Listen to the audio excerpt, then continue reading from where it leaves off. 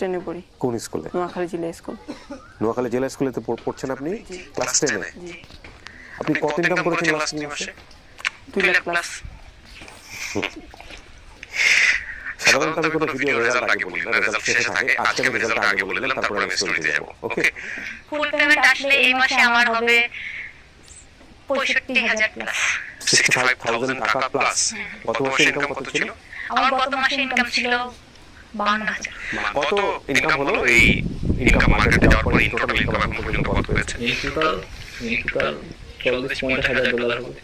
$40-50,000 হলে কিন্তু 30-35 লাখ। এর মধ্যে পাবলিক মিডিয়ামে বলতেছেন এটা সমস্যা আছে কিন্তু। হবে। ভর্তি করার পর আমি আর ওরা পাশাপাশি ওর পাশে বসে থাকতাম। আসলে সে কি শিখতেছে? এক্স্যাক্টলি, হ্যাঁ। সে তো ছোট। হ্যাঁ।